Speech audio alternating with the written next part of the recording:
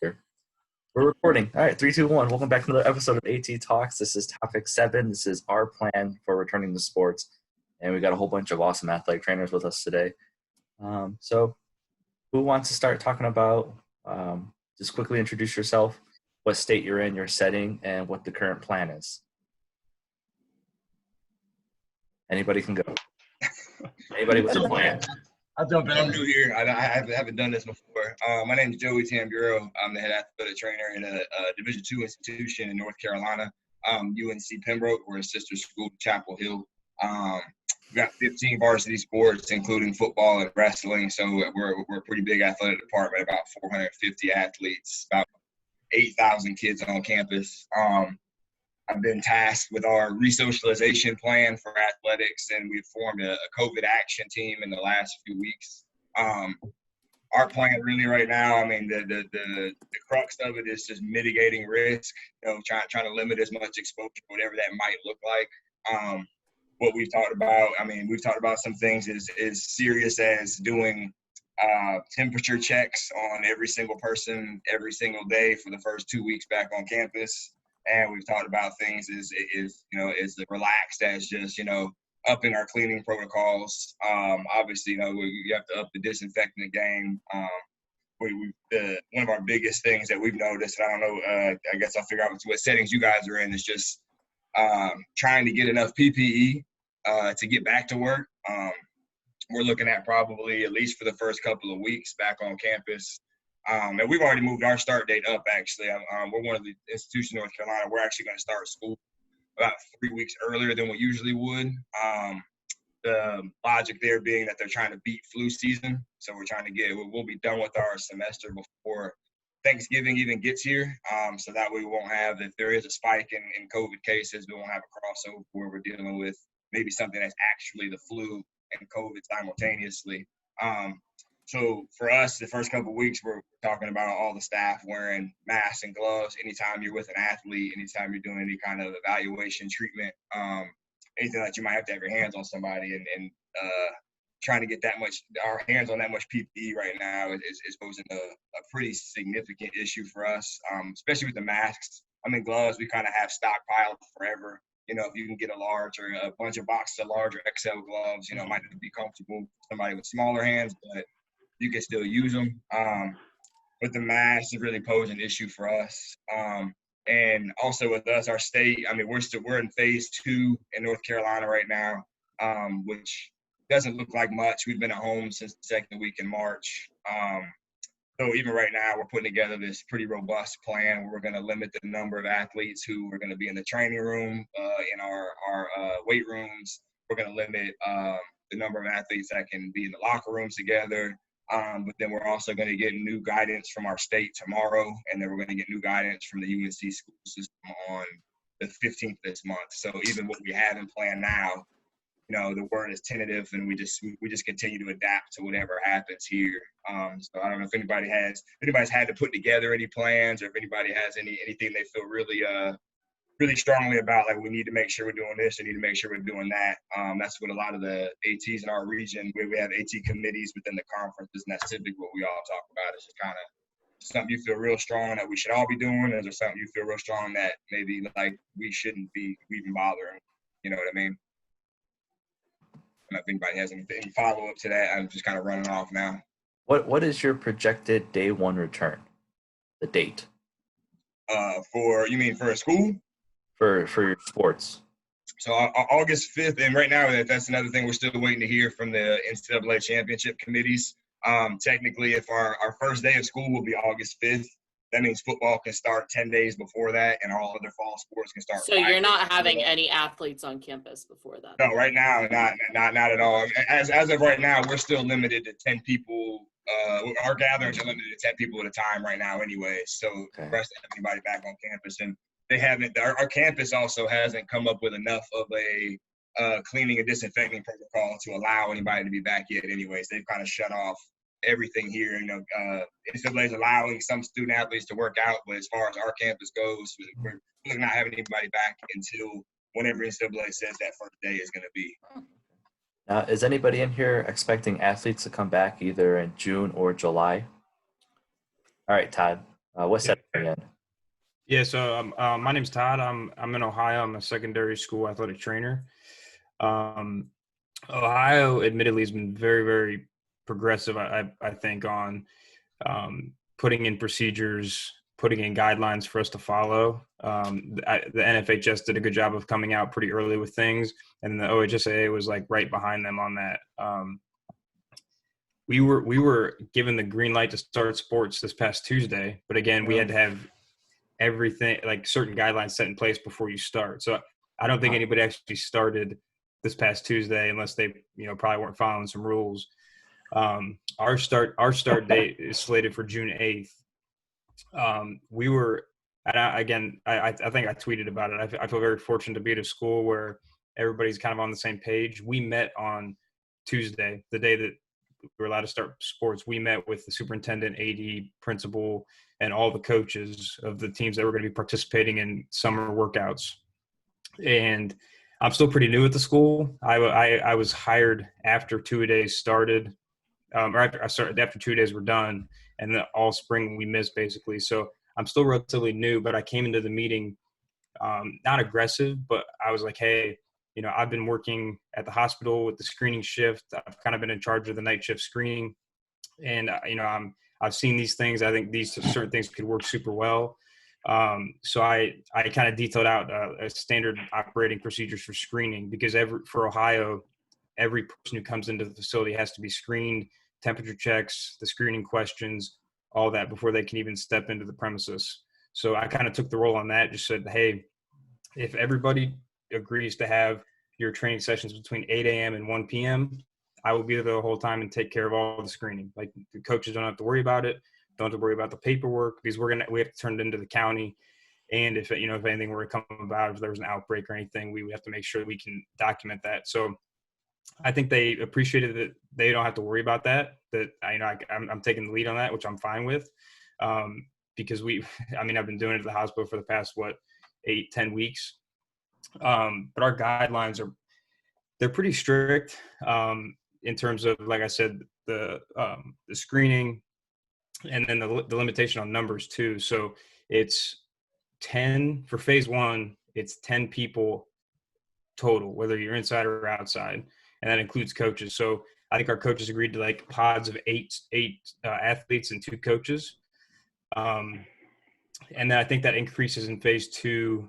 It's still 10 for inside, but I think up to 50 outside. And then phase 3 is, I think, unlimited. Are you talking about your Ohio State phases or that Yes. HS document? Okay. The Ohio phases, yep. I just wanted to clarify. Yeah. In Indiana, tomorrow, June 1st is the second to last phase, and then the 4th of July is you go ahead and do whatever you want. So we were preparing to return July 1st, but then my communications were cut off because I am an outreach at my high school. So I'm employed by my hospital, and they said, hey, we know you want to contact your AD and get that ball rolling, but we can't let you do that. And if your school doesn't have a plan, let's just hope and pray that they do. So it's like, oh, not good. Is anybody else coming back in around June? We are. Okay. I guess kind of. So my name is Ashley Armbruster. I'm an athletic trainer at an FCS level Division I school, but we do not have football. So that makes our return plan a lot different, because basically we're just kind of concerned on when basketball can come back. So our plan right now is that on June 8th, we are going to have only athletes who have been in town. So like nobody's coming back from like the different states that they live in. It's only if they've been in town. And for the month of June, we're only doing voluntary workouts. We're usually like, they can have OTAs for June and July for basketball. But we're sticking with strictly OTAs or strictly volunteer workouts for the month of June. So June 8th is, I believe, when people who have been in town. So that's only a total of like, I think 5 kids between the 2 teams. And then I think it was like July or June 20th, somewhere around there, for when returners can come back. And then July 1st is when like the new incoming kids can come.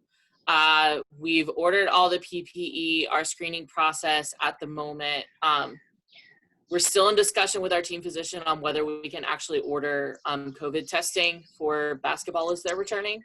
Because right now we don't have any plans to have, like I said, we're focused on basketball. So like soccer and volleyball, who usually come back over the summer and work out, like we're not kind of discussing that right now. The hope is that we can test all the basketball athletes as they're coming back.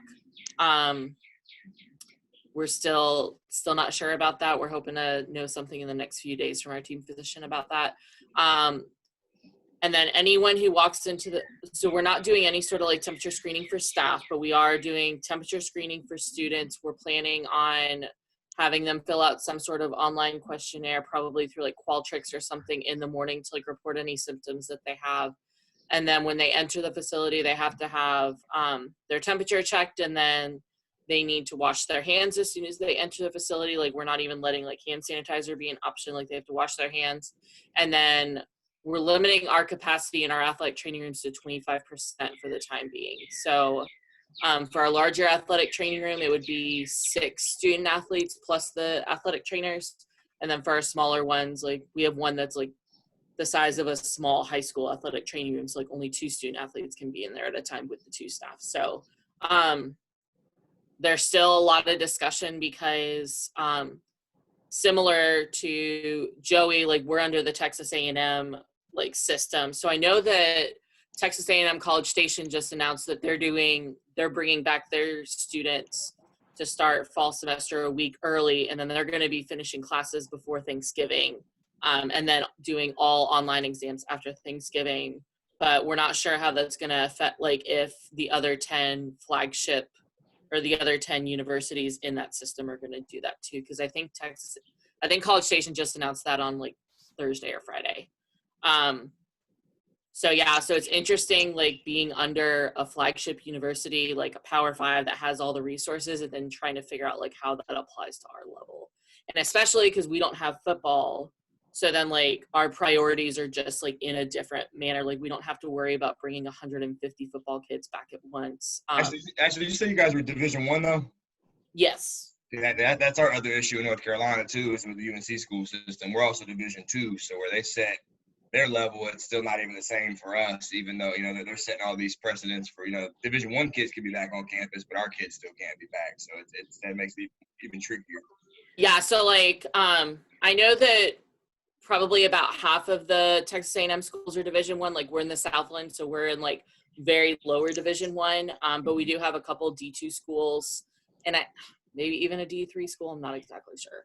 I haven't done my homework, but so yeah, we definitely have like a very wide variety across the board on like trying to figure out how exactly we're going to implement those policies and everything that are coming down from higher up. Anybody else have plans they want to talk about? Jacqueline, Josh, Tanya, Anne-Marie, Pam? Yeah. I'm at secondary level up in Maine. So we're pretty restrictive as far as we can't have athletes on campus until July 6th, and then that's for outdoor training only. And we can only work with pods of 10. We can't do anything sports specific until July 20th. And then we can't use any equipment until August 6th, with the expectation we're going to have preseason on August 17th. So it's going to be really interesting. It's a very short window to try to get kids reconditioned, but then also being able to actually touch equipment. So I'm in a very rural setting. I live and work in the most rural county in our state. So we've had 1 corona case this entire 10 weeks. So we're getting treated just like the larger cities though. So it's kind of hard for us to work within that framework, but it's so just with work, listening and reading with other Wolfpack people I've kind of inserted myself on other committees within the school as far as not just athletics reopening, but also with the school reopening, hoping to maintain my value, or at least the school to see my value beyond the sidelines. Now, were those rules and regulations coming from your state, or were those district based? Yeah, that's from the state. I just got those for my athletic director on Friday, and we're we have to work with it because we don't want to lose our ability to compete. So, but at any moment, if down in the southern part of the state where it's much more populated, if things change and they shut stuff down, it affects everyone from us north, and which I see it as unfair to our kids and our communities. But right now, everything is, it's all or nothing. It's everyone or no one. Mhm. Yeah, that's a topic I want to discuss a little bit later. Is anybody else want to discuss their plan or thoughts, or they met with anybody at their school? Yes, Go ahead, Anne-Marie. I can hop on that. I'm Anne-Marie Francis. I live in Northern Virginia, working in a private high school. Our sports teams normally do some sort of conditioning stuff kind of at this time of year. And then as we get back into sports stuff, like full go with seasonal things and tryouts and that kind of thing, it's actually early August. But in Northern Virginia, we've got a pocket of several counties where we're still trying to figure out what our COVID rates are for in the community testing. And then within other parts of the state or the Commonwealth, the governor has enabled some activity and some other things to actually start occurring. He put the brakes on in our area and actually suggested masks for everybody going out in public starting this past Friday. So much like everybody else is talking about with phases in groups of 10 or 50 or some percentage base, in our area, we're literally just being able to get back to go to masses at religious services, those sorts of things where there's a gathering of crowd and they have restrictions there with cleaning and some other sorts of things. So those of us in the athletic training world, we're all on hold, but having discussions about administrative things like, yes, we want to maintain the sports physical requirement, which is annually is a thing that we get in those high schools, public and private. We follow what the Virginia High School League sets out as far as dates and timelines. So normally our kids are trying to get their physicals accomplished. And right now we're looking to see if our families can even get in to their primary care offices to get a physical accomplished, to literally see a physician. We think that that's a possibility that we're going to get hiccups there. We are also talking with our school nurses and trying to figure out PPE needs, whether we're going to do screenings or not, if the kids can get on campus. The reality is we've spent multiple months doing e-learning, remote instruction.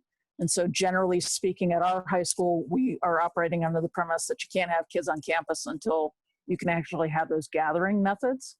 And then realistically, we're not going to run sports until that can happen. So nobody is really talking about orchestrating scheduling of events. But in our area of Northern Virginia, if we go by geographic basis within the state of Virginia, we potentially could see people and do a schedule that way. We could also have opponent schools that live and work and attend schools in DC or in Maryland, because our normal athletic contributions and teams come from all those different areas. So geographically very dense where we're located, but we do have kids that are in rural areas that have no problem going out and about and trying to exercise now. It's a matter of figuring out, if you were to schedule things, are we talking only with private schools, only with public schools, only with Virginia schools? What would be our geographic, restriction on travel? Those sorts of things. I've not engaged that dialogue, but I'm basically saying to all my athletic training colleagues, where are you at with planning and what are your thoughts? And everybody's kind of on that administrative side right now, looking through things like, if we were to do screening, how could you do that? We know we need the hygiene elements. So most people are looking at getting that kind of stuff. And we know that there's a supply chain problem there as well. So my name's Tanya. I live in New Mexico, but I actually work in Texas. So I work at a large 6A high school in Texas, in El Paso, Texas. So we're kind of in a unique situation. So all UIL, the governing body for public schools in Texas, put out a statement a couple weeks ago that schools could go back June 8th. They put some restrictions, like basically it was like the phase 2 of NFHS guidelines that went out saying that you could go, it was phase 2 starting June 8th.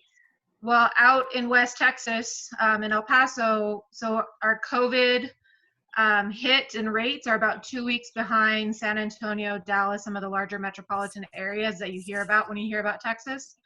El Paso's kind of forgotten about, but it's okay. So El Paso is about 2 weeks behind the rest of Texas. Our Department of Health, our county, said that even though UIL said the rest of the state could start June 8th, El Paso County cannot start until June 15th. So as far as the return to sports, they can go back June 15th. Our district is still working on a plan. All we got was the date. So we basically got 2 weeks to come up with a plan and get it implemented. Our AD, our district AD we had a meeting on Friday. So our district AD did say that they've ordered 100 masks per school. So I'm guessing those are disposable ones, but those aren't going to go very far when you think about football, cross country, volleyball, and any of the other non-fall sports that are trying to do summer workouts. So I'm not sure exactly what we're going to do with the 100 masks per school, especially if they're just the kind of the paper disposable ones and not the cloth ones that kids can wash and reuse. I'm going to jump in. Could they be thinking about their staff wearing them as opposed to the? I'm guessing maybe it's for the staff, the coaches. I mean, I think that's up to each school. I think that the AD is kind of leaving it up to each campus to decide how to use those masks. They ordered, she said, a whole pallet of sanitizing wipes. We already had a bunch of Whizzer in the county warehouse, so they're distributing some of the stuff they already had out. I believe through the CARES Act, there was some grant monies for cleaning supplies, so that's where the masks and the sanitizing wipes and some of these and thermometers that they've ordered. Hopefully, they're hoping they get in by June 12th so they can get them out to the high schools for the June 15th start. So as far as my knowledge, they haven't talked to the athletic trainers about this plan before they did all this, but at least it seems fairly well thought out. So maybe hopefully they were at least talking to the nurses, the district health, El Paso Independent School District Health, school nurses. Our AD she wrote up a plan and she did send that to us. So I'm trying to work my way through her plan. She did ask us for feedback based on that plan, so that we have another meeting on Friday to discuss that with her about any recommendations that we have. At this time, we're off duty, so we don't go back until July. That was a question that she brought up to us, that she did say she's already engaged the superintendent about getting us extra pay, extra hours for coming back June 15th. So that way we would be there to help with the screening, to help with kind of the supervision. So hopefully, fingers crossed, that goes through, whether it's, help that money from the CARES Act. Maybe that's something that they could, help with the pay for that, just because that's another, as being an older athletic training, having lots of different roles, lots of different experience in athletic training. When you're not on duty, when you're not on contract, you don't have that liability. And as much as you want to, liability coverage, as much as we want to help our coaches and help our kids and be there for everybody, we do have to worry about our own personal professional liability. And even though I have my own personal liability insurance, that may not necessarily cover me when I'm not on contract with my contract ended with the school as far as being on duty before, like the day after Memorial Day.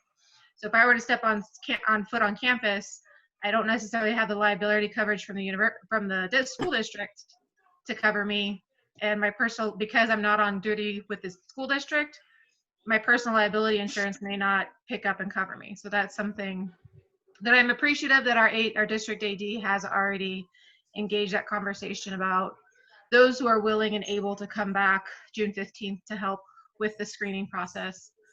When NFHS came out with their screening, and then when Josh and Jamie Woodall put out their plan, I did take kind of all that information. I already made like a Google form to kind of try to make it easy. It's like whether it's sharing the link through Remind or the SportsU app, just a way to try to get that out to the kids so that they could, whether they're filling it out in their car as they're waiting to come onto this field to get screened as far as the temperature checks.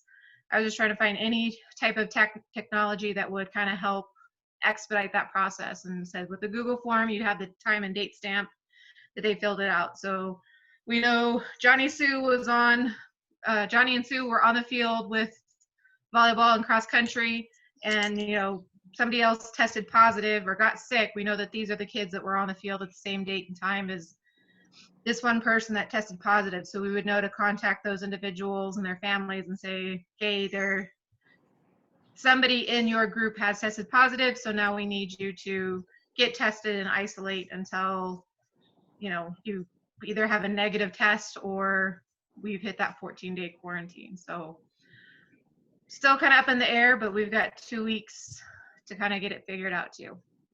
Well, and you're looking at the contact tracing element too. So like for us, we're trying to communicate, our school nurses are communicating with the Virginia Department of Health, and they're getting their information from them as far as rates and incidents and what to be, looking for. So some of our school nurses who I've been in touch with are looking at aspects like if you were doing temperature checks, and we know that 30% of cases don't actually present with a fever, we still need a way to document that we took those screening steps or that we took those temperature checks. So one of the things we're looking at is if the parents did it at home, and somebody was looking at least at the information, then if we had a suspicion of a case or somebody presented with whatever the illness might be, we want to make sure that we can still track that through the system. So as they're showing up at school or at sports, we need that mechanism to be able to communicate forward and then to push that information into whatever the health system is. So if they're doing the testings at pre-testing sites, or if they're gathering that into particular hospital networks, I think that's some of the stuff that infrastructure-wise for healthcare is trying to get figured out as well, because they just don't have enough testing capacity. If everybody tried to flood the system trying to get tested, if you don't have it that day, are you really going to be testing everybody every day of the week? That's not realistic either. So developing that suspicion. Are there any other plans that people are putting in place? I want to make sure everybody has the ability to talk if they want to talk. So I'm Josh. I'm out of Washington State, Southwest Washington. I'm at the secondary school setting. Kind of like Jacqueline, I'm in a rural area, so we weren't hit nearly as hard as, being in Washington. We were kind of ground zero for the U.S., so we didn't get hit real bad. I think we're still under 40 cases here in our county. But we're in a single school district. So, and our governor and our superintendent has kind of left it up to each district to handle it how they want it. But from listening to y'all, we're really far behind everything. We don't have anything in place. I'm not going to say the date that I've been told that we may start, because if my athletes listen to this, they're going to get way too excited. But we're hopefully coming back in the month of June, as far as allowing those summer programs to start up. So I took it upon myself to start putting together something. So I've actually pulled the Ohio high school, I pulled the NCAA, I pulled all of these recommendations, and I'm going to sit down next week and kind of put together my own thing. I have the traditional high school athletic training room that, fits me, myself, and I, and then maybe a student. So, or an athlete. So, we'll probably keep it to that, where we've got myself and one athlete in there at a time. It's really up in the air. My school has told me that they're going to go off what OSPI, which is our state board for the high schools, says, and then kind of go from there. So we're following that, and doing temperature checks and that.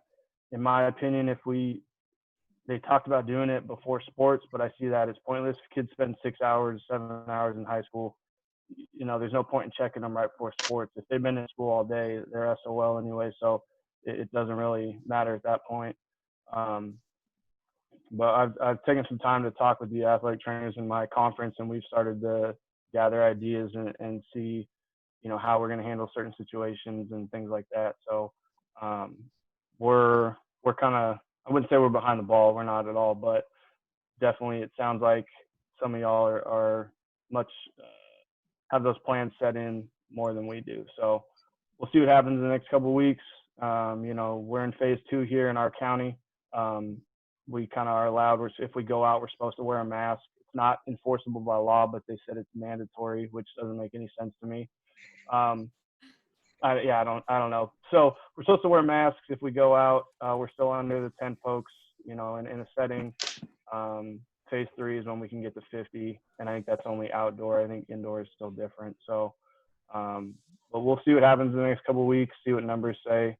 All these protests, I think, are going to throw a lot of, throw some coal on the fire as far as this COVID thing goes. So we'll see what happens in the next couple of weeks here in the great state of Washington. Now, for everybody that has ordered supplies or have gotten a bid for supplies, where are you guys getting these supplies from? We got ours because we ordered on May 12th. We ordered our supplies, and we got everything besides the thermometers in probably about like a week and a half ago. So they actually came like a lot faster than I was expecting. But like I said, like I think it was hand sanitizer and thermometers were like the only two things that were back ordered. Who'd you order through? Who's the supplier? I think we ordered through Alert. Alert. Yeah. Because we pretty much order everything through either Alert or Medco. I use Medco pretty exclusively, and I ordered ear loop face masks March like 6 or something, right when the let me see if whatever the day that the NBA shut down is when I ordered masks, and they were $9 a box, and now they're $61 a box for 50 masks. Wow. 50 ear loop, just I've got a box of them right here, just the blue ones that you would imagine. Those used to be, that was $9 a box of 50, and now it's $61 a box of 50. So if anybody has any resources there, I've got some individual suppliers reaching out to me now. I was able to order like 10 thermometers through just like some random supplier that reached out and was like, hey, we've got these thermometers for $85 a pop. And I was like, all right, guess we got to do it. So anybody has anything that they're using. Yeah, I guess I won't go on record and say, but where we got it from, because it doesn't say in our document. It just says we ordered it. I know our thing with the face masks, because that's been a hot topic. So starting, well, basically like tomorrow, we are requiring face masks to be used in the facility. We're basically just highly, highly encouraging student athletes to bring their own, but if they don't, then like we'll provide them with one of like the disposable ones. So hopefully as kids come back, they'll be bringing their own, because like, I mean, we only have between 250 and 300 athletes because we don't have football. But like we could go through a lot of masks really fast. And I don't know how long that is going to be a requirement. All I know is that we are starting that tomorrow. I don't know many schools except for Alabama's of the world that are going to have enough money to hand out a mask per student athlete. And especially if it's a disposable, if you're going to hand it to them, like these masks are not just like, here you go, like you're good forever. I mean, there's a life on those things. So there's just no way that I'll be able to give. We have 400 student athletes. There's no shot. I got to take care of my staff, and that's it. After that, it's going to get really tricky. Are these supplies even available through the Medcos and Henry Scheins and Alerts? Like, not necessarily. Yeah, not necessarily. So I've been in touch with a territory manager with school health, and they're getting really creative with where they're trying to get their stock. And then as they fill their orders, they're doing what they can, but they can't address some of the volumes that some people are trying to submit. So the reality of you can place your order, but are you really going to get it? You need to understand that's probably not the case. And then, the price hike, like we saw some of the pricing on cases of those kinds of masks. And we as a group were basically like, we're not doing that. Yeah, and that's one of the things I want to bring to the different administrators out there and the different athletic trainers in those managerial spots is that if you're supposed to go back June 8th or July 1st, but you're not going to get supplies until the end of July or August, how does that work? Yeah, that's something we've had to talk to the administration, and like our administration has been great, and just talking to coaches and being like, hey, you guys got to understand that like normal doesn't exist here anymore. Like first and foremost, we got to make sure everybody's going to be safe coming back, and then we can worry about the competitive side of things. But I know day one they want to go, but it's like if you can't go and be safe, then all of a sudden you're gonna have a spike at your school and get whatever state legislation you have or whoever you have to adhere to, they're just gonna shut you down anyway. So it's like don't jump out too quickly without having what you need in place. Yeah, well, that was kind of my question for Tanya, because you had brought up that like sports were supposed to start June 15th and you were hoping to have supplies by the 12th. So it's like, okay, well, if we don't get supplies until the 20th, like, are sports still going to happen, or then do we have to push that back because like we don't have what we need to take care of them? So luckily, there is some stuff already in the district warehouse. Masks, I don't think. But the cleaning supplies, like there were already some of the wipes, the disinfecting wipes and the Whizzer disinfecting spray was already in the district warehouse. So they're working on getting that out to the campuses now. And it's like fingers crossed whether they'll get, so basically they've got enough to get stuff started June 15th. Okay. Just hoping that the stuff to replenish to keep going comes in fairly quickly. That was my understanding from our meeting on Friday. So, and it probably will be okay to an extent because I forgot this part when we were talking earlier. So when we go back on June 8th, they can only be outside. Nobody's allowed in the weight room. Nobody's allowed inside. They're going to have the bathrooms open so kids can go use facilities, but that's the only part of the building that people will be able to access. The locker rooms will be shut off. They can't do anything else inside. And after July 4th, so the week after July 4th is a dead week in Texas for UIL. Like nobody can be on campus, coaches can't be working with kids or anything. So that following week, July, I don't remember what day it is. July 13th is when they will hopefully allow them to get into the weight rooms and the gyms. So that June 8th until July 2nd, all their workouts have to be done outside, at the track, at the baseball field, at open fields, and everybody has to have a minimum of 10 foot of spacing in between each person. Supposedly they can do like some skill work.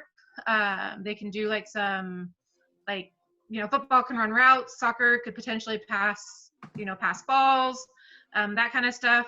They could do some sort of skill work. It's not necessarily just conditioning. They can bring the weights from the weight room outside. So like they can bring the med balls outside, they could bring plates outside, but they won't allow anybody in confined spaces until July. But I guess something's better than nothing. So that's going to be 3 weeks of basically stay away from me, and we can't do any type of real drilling. Yeah, but the idea would be you could work on conditioning or some of these kids. Readiness.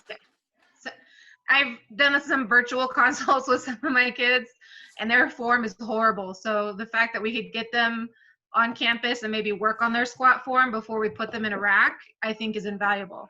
If we can get them some basic conditioning, some good core work, some good agility work before we start hitting some of the heavier stuff. Somebody's, if they were to say, take the whole reins off and just say, okay, June 8th or 15th or whatever your date is, okay, you're good to go.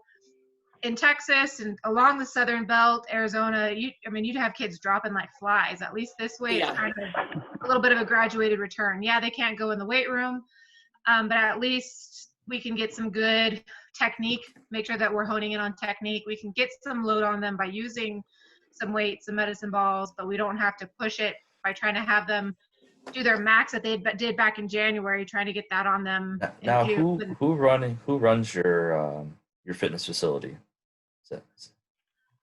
So at least in our high school, it's really up to the coaches. So we have some personnel that are exercise science background, CSCS background that kind of run the weight room, so to speak. But when it comes down to literally getting kids working out, you try to work within what they know and can do. And then you're using relationships between those adults to try to reinforce the right ways of doing things, cleaning up the room, hygiene, all that kind of stuff. So I think some of our issue is if we came back during the heat of summer in Virginia and you were doing things outside and only outside and you couldn't get indoors, which is some of the stuff that seems to be going around in discussion, you need a way to cool them. You need a way to rest them. You need a way to react to even those 5 or 6, 7 kids doing things. And I think some of that needs discussion too, because you need to teach them how to do it. Just like you're working on the form with the squat, you need to teach them to bring the hydration bottle with them. And it's got to be enough to get through whatever the workout is. So accountability is big. And we also need to understand that acclimatization process and just the kids are going to be so much further out of ever would have been, because you're going to have kids off for the whole year, or they lost their spring season, or they're not doing summer stuff because maybe your state doesn't open until like August 1st practice. So we're going to have to be extra careful, and we're going to have the coaches on board to be like, hey, I know normally you would do A, B, and C, but our kids, our athletes are just not in that position right now. So for you high school guys, like I know all across NCAA, like we've cut a lot of competitions. So like, our basketball season is now cut by like 6 games. Football is cut a game. I mean, every sport we have that is going to have any kind of acclimatization period, they've cut at least some part of the season, some part of contest to try to make up, to try to account for that, to give them more time to train on the front end. I don't know if you guys have seen that at all, like in the high school setting at all. Well, here would be my question too: is are you cutting it because of acclimatization, or are you cutting it because of budget? Because I know right now, like for us, pretty much every sport has to cancel their out-of-state contests because of budget. Like they're basically like leaving it alone. Like if we have to restrict travel or whatever. So that'd almost be my question. I think a big part of it is budget. And ours, being Division II, obviously budget is a big concern for us. But a lot of it was that. But then also, like, that's what they're talking about. It's just as far as cutting some of those games up front, where now you're going to have an extra week or an extra whatever to be able to get accomplished. But no, I think it started off as a budgetary thing. And it's just kind of one of the sides of it that I've seen. Yeah, because I'm interested to see, because I work women's soccer. So like we start August 3rd, and I think that our first game is like August 9th. And that's usually that's how they do it. That's crazy. So they haven't said anything yet. Like our conference hasn't voted on anything, but I would be surprised if they didn't cancel like our first 2 weeks of contest or something like that. Now, another off topic I want to bring up is that we're going to have all these new plans and these new protocols in place. Are you going to have the staff to implement these plans and those protocols? No. That needs to be a driver. I mean, you need to think that way first. If you can't take care of yourselves, then you're not going to be around. So if the athletic trainer goes in and gets infected, we can't help you. So, you need to think that logic base first. Obviously, money's going to drive stuff. And then your second thing is your personnel. And then I think your third thing is your facilities. And then from there, it's about scheduling and supplies and physicals and readiness and fitness. And, you go down the gamut. If we're not engaging in some way, it's a train wreck waiting to happen. Yeah, that's one of the biggest things, putting these plans together. Like I've had so many of these Zoom meetings with different conferences and different just groups of athletic trainers. Like you guys are going to end up putting a plan together. My only advice is that don't be too aggressive on the front end, because if you make an aggressive plan, you show that to your administration, regardless, like that's what you're stuck with now. Like you're going to have to find a way to make that, whatever it is you put down on paper, work. So I would always start off like just trying to be with a more relaxed plan, trying to show that you're taking care of your staff, you're trying to take care of your student athletes, but don't be overly aggressive at first trying to do, if you're trying to screen, you got 200 student athletes and one athletic trainer, don't put down that we're going to screen every athletic trainer, every athlete every day, because it's just not going to happen. And then if you put it down, they're going to expect you to, and it's going to fall back on you. So that's one of the things I've seen as athletic trainers trying to, like we always do, we overstep a little bit. We want to be everything for everybody. I'd be really cautious about doing that if you don't have, we're fortunate enough to have a staff to kind of have a pretty robust plan, but I know that is not the case for most athletic trainers for sure. Well, it's also going to get really interesting. I honestly I know that a lot of athletic trainers are like being furloughed or like positions are being cut. I really see that we're going to have a huge like increase in needing PRN athletic trainers. Because what happens as soon as the athletic trainer gets sick? Yeah. Like if I'm in the middle of season and I come down with COVID, like, okay, well now we have to find someone to take over for 2 to 4 weeks. And like, we're at a university, but we're still a small staff. So it's like how, so, and like, especially you guys at the high schools, like one athletic trainer for all those people, like, if you're out for 2 weeks, okay, you need someone there in order to keep everybody else safe. And it's on a different level than I think it was before. Well, what happens? Go ahead. No, I would say we just had an athletic trainer in our conference that they, when Tom and I were on a couple weeks ago talking, I said there was a school that had a massive budget cut about it. They asked her to volunteer. So full-time athletic training, and they asked her to volunteer. and yeah, she was already getting paid not very well. But so she found a new job, but I mean it's it's affecting everybody in there, and she was hired through the school district, which helped, but all the other athletic trainers in our conference were all furloughed at some point, and then most of them still are. And they're hoping that the contracts get renewed so that they can come back and the schools are covered. But once again, we got no idea when that will occur. Yeah, and speaking about how touchy everything is, Ashley, great point. If I test positive, well, I've been hands on 200 athletes for Yeah. days. Are we shutting everything down? Or if it's an athlete that gets sick, or a coach, or a coach's wife or husband, or if hey, I mean, that's going to be like, we can have all these plans in place, but then you have to have the plan for, okay, what happens if someone gets sick? Like, I know we're discussing, like for the university, like leaving certain sections of housing open so that if students test positive and have to be quarantined, okay, like put them in that wing. Well, usually with collegiate student athletes, they're rooming with each other. So then if one of them tests positive, okay, now we got to test 4 of them. Or like, what if they're all positive? Like, I mean, it's a real possibility if the testing capabilities aren't there that you have to shut down your program for 2 weeks. And then anyone that you've had contact with or played for the past 2 weeks, like, are they going to be able to test everyone, or do they just have to shut down then for a period of time? Like, the ripple effects are going to be so huge, and it's just all these plans sound good until something happens. Yeah. What did Mike Tyson say? Everybody's got a plan until you get punched in the mouth.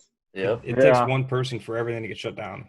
We don't know how things are going to get handled. I mean, if one football player in week 5 gets COVID, does everybody in the previous? Well, and 4 here's weeks also the thing played? too that here's also the thing we were talking. I don't know if it was in Wolfpack or if it was something else, but someone was at like a smaller rural school, and they're like, well, we could see if one person in the student body tests positive, that they would just shut down the entire school. Whole school, yeah. Yeah. And if our school gets shut down, that means all athletics gets shut down, even if it isn't a student athlete. And that's what my school has in place. Yeah, that's what my school has in place. They said as soon as someone tests positive, they're shutting down for anywhere from 3 to 5 days at a minimum. They really think that nobody's going to test positive? Like, at this point, like, they really think that's a reality that, hey, we're going to do everything so well that, like, because you can only be as safe as the people that these kids are being around, so you don't know what they're doing after school. I mean, I think that the hard part is the big part of testing positive depends on the testing capabilities, and those are just evolving so rapidly that it's hard. Like, as soon as you develop a plan, because I know I was sitting in on the NCAA series that they're doing, and Dr. Hainline was talking about doing the antigen tests, and he thinks that in a couple months we'll have the possibility to test like 100 people with just like one test. Even testing positive sometimes can be somewhat subjective. We had somebody around here. They weren't a student, but they were so symptomatic they were hospitalized and were still testing negative. They didn't test positive until their 4th test. It's like, okay, this could just happen. They might be. That can't be the end all be all. The test. Anybody that's having to give those tests, any healthcare provider will tell you, like, it's not always going to be 100%. So it's like you just lay everything by that. And that's why we just kind of have to wait around and hope that. I mean, I know that better tests will come around, but it's just, is that going to be on the sports timeline that all of us are looking at? Yeah. Right? I could even imagine if your school and your sports getting canceled because of other schools or sports getting sick. If someone at the middle school gets sick, then like your superintendent could just be like, hey man, school's. Or if the city next to you, if they start getting cases, they're gonna be like, well, if it's 5 miles west of us, it's gonna come here, so school's done. Yeah. Or what if enough schools in your district or your conference get sick, and you've only got 2 schools left that are open in your district, and it's like, all right, well, now what? I guess the school might stay open, but athletic could very easily just be like, all right, well, there's nothing. I mean, the seasons are done. Obviously, we're out. Well, and that's the stuff everybody that is doing these planning discussions and meetings needs. You have to have that plan. You have to figure that out. But look, guys, I got to run. It's good talking to y'all. So I will see you next time. Yeah, have a good one. Yeah, we'll be getting off in just a couple minutes. All right. Any closing thoughts, statements, anything? No, I was just gonna throw out. I know you guys are mostly at the high school level. I mean, if you guys need any, obviously being on the NCAA listserv, and I mean, we just get pounded with all kind of just reports and data and all these different resocialization plans and frequently asked questions. So if you guys need, or I mean, if you want resources or anything like that, anything any of us can help with, especially me being at the NCAA level, like if you guys wanted to reach out, like, I'd be more than happy to send you. I can't send you my exact plan yet because my AD is nuts, but once I get that done, I'll be more than happy to share that with you guys. I shouldn't have said that up here, but just try to keep things confidential so that way, like I said earlier, you don't want to make your plans too aggressive or too relaxed. So we're trying to find that middle ground. But if you guys need anything like that, I mean, always feel free to reach out. All right. Any other closing? No? Going once, going twice. So, all right. Well, hey, thanks for taking an hour out of your afternoon this Sunday night to talk about the plans that we want to put in place and the plans we're trying to put in place and the plans that maybe, hey, we should rethink this and make it happen. So thanks for coming out and have a great night. And this will eventually be on YouTube. But I'm in the middle of nowhere, Wisconsin, so this might not upload for a very long time. Good to know. But have a great night. Have a great week. And if you guys aren't in the Wolfpack, get your butt in the Wolfpack. You can reach out to Ashley or myself, and we get you in there. And it's just a lot of fun. But have a great night, everybody. Appreciate it, guys. Thanks. Thanks, guys. All right, y'all.